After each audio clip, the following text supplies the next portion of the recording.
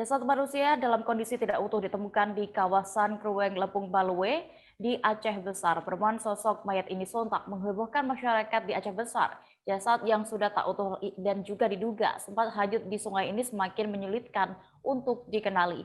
Selengkapnya akan disampaikan rekan jurnalis Serambi News Asnawi Lui yang kini sudah terhubung bersama kami. Halo rekan Asnawi. Halo, ya. Iya, apakah sudah ada informasi lanjutnya terkait jenis kelamin dari mayat ini? Apakah juga identitasnya juga sudah diketahui, Asnawi? Ya, hingga saat ini kasus penemuan sosok mayat di Kerung atau di Sungai Lepung Balu, Kecamatan Kota Cot, Geli, Kabupaten Aceh Besar, belum dapat teridentifikasi ciri-ciri apakah berjenis kelamin perempuan atau laki-laki. Ini mesti dalam penyelidikan aparat kepolisian Polres Aceh Besar. Iya, lalu apakah sudah ada Karena di sini dugaan juga penyebab? Iya, Asnawi bisa dilanjutkan, Anda lanjutkan terlebih dahulu.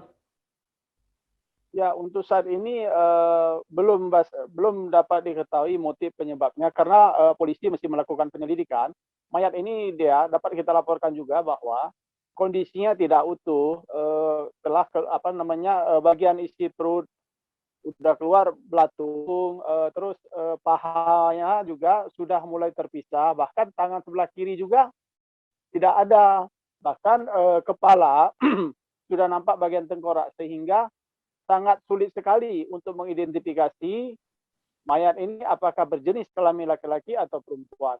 Namun informasi terakhir yang kita terima, saat ini polisi sedang menunggu hasil visum dari pihak Rumah Sakit Umum Zainal Abidin.